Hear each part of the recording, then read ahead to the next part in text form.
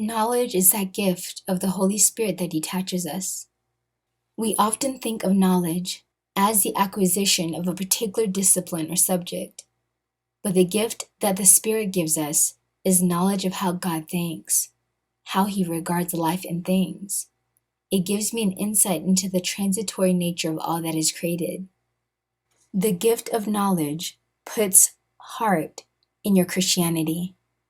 Many good people live a Christianity of the mind, where they profess Him with their lips, but Paul said that isn't enough to be saved. Jesus must be accepted by my heart. Romans 10:9. If your Christianity is only an acceptance of truth and ethical code, then your Christianity is in the mind. The danger there is when something befalls you, you cannot understand it.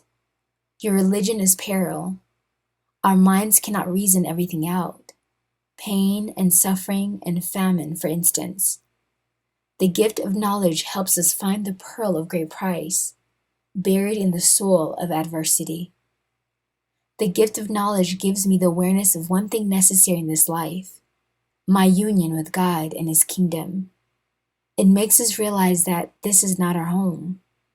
This gift that we must nurture and may grow in our hearts leads us to an utter detachment from everything. There are things we must accomplish in this life and people we love, but we cannot become attached to them all. Our whole lives are hampered by things and people and ourselves. But with the gift of knowledge, I'm not hampered by anything. If I have friends, I give them to God. If I have things and they make me happy, and suddenly they are gone, I give those to God as well. We must be detached from everything. A reading from Mother Angelica's little book of life lessons and everyday spirituality. Jesus, what is on your heart? Jesus began. This verse says it all. Isaiah 53, verse 3 through 12. He was despised and rejected by mankind, a man of suffering and familiar with pain. Like one from whom people hide their faces, he was despised, and we held him in low esteem. Why, you ask, my beloved ones? The answer indeed lies within the cross. On the cross is where my love and my mercy were poured out, and my Father's justice was met. Why? Because I too had to endure through rejection, betrayal, and sufferings daily. Being rejected by my family, and most painful, being rejected by the ones I loved, the ones I came to save. Verse 4. Surely He took up our pain and bore our suffering, yet we considered Him punished by God, stricken by Him and afflicted. Does your cross seem too weighty to bear? Does it make you ashamed of the life I picked out for you? Have you recoiled at being looked down upon, and even foolish for my name's sake? Why, you ask? Because although Messiah, I look like a fool. Truly, many felt I was accursed by God, rather than being His chosen one, His Son. Do they think the same of you because of the trials I have allowed in your life? Have many distanced themselves from you in your suffering, and even assigned evil to you, or called you a curse because of your crosses? That is why. Verse 5. But He was pierced for our transgressions. He was crushed for our iniquities. The punishment that brought us peace was on Him, and by His wounds we are healed.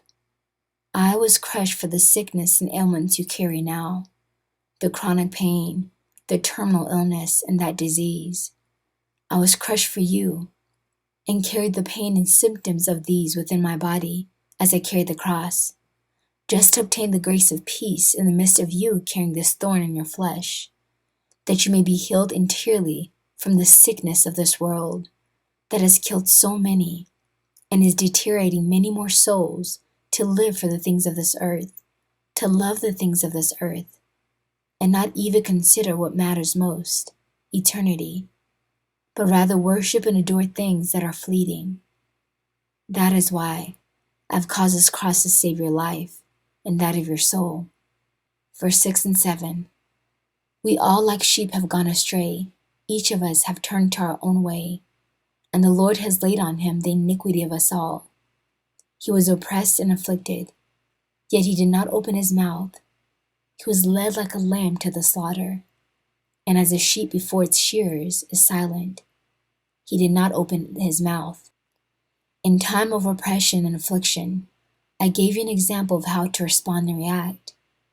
I didn't complain, murmur, or even defend myself when I was persecuted or unjustly accused. Rather, I accepted the cup of suffering my Father willed for me.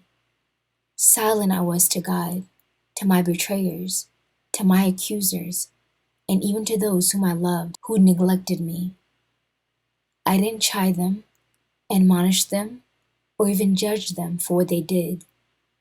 Rather, I prayed for them, asking the Father to forgive them, and in my love drew them back to myself. So is it asking too much when I ask you to do the same? For your spouse, for your enemies, for your coworkers, for your family, for your friends, and for all those who have wronged you. Is it?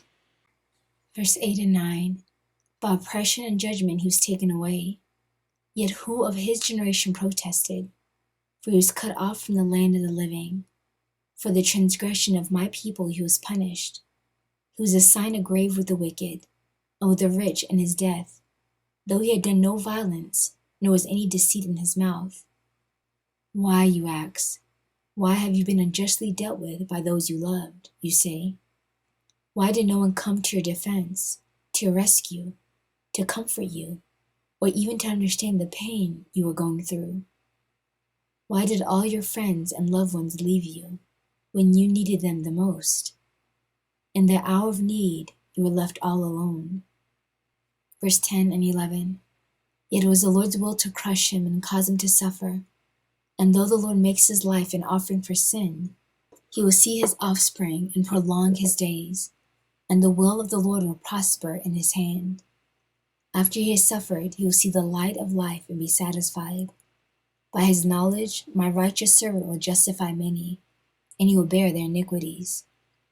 Why, you ask, my bride? Because it was the Father's will to crush you as he has. It is his will to cause the suffering and trials in your life, so that you too can be an offering of my love, purifying you of your sin, and to bring salvation to many souls with your offerings. Why? So that after a little while in your suffering, you may see the light of life, true life, that is eternity, and see the glory that I have destined for you in your temporal sufferings. Be satisfied and receive the gift of knowledge as my servant to bring justification of suffering to so many who don't understand and don't know the Father, that they may come to the knowledge of his truth and bear their crosses more courageously. Verse 12. Therefore I'll give him a portion among the great. He will divide the spoils with the strong, because he's poured out his life unto death, and he was numbered with the transgressors. For he bore the sin of many, and made intercession for the transgressors. My beloved brides, when you suffer with me, truly share in my sufferings, uniting it with the pain I still go through even now, with so many lost to sin and the entrapment of this world. You resemble me. And when you resemble me, you too be given a portion among the great. I will share my glory with you, and divide all my spoils, for what is mine is yours, and what is yours is mine. Because you've poured out your life for me, for the sake of the gospel, I've taken your life, and I'm using it for my glory, in ways you cannot perceive or understand. And that is why, my beloved one, that is why. The answer is indeed in the cross. The cross is my greatest gift to you, that once done forming and molding you into a reflection of my image, you will not be numbered with the transgressors, but with the righteous, and sit on a throne next to me, interceding for souls and judging the nations of the earth. You will be my queen, and where I am, you will be also. Thank me instead, now that you know the reason why. And that was the end of Jesus' message. Family, we're coming to the end of this month and the beginning of next month, in which we support many ministries and people. Our donations are very low again. We would really appreciate your support in any way. Thank you for all your prayers, encouragement, generosity. May God bless you.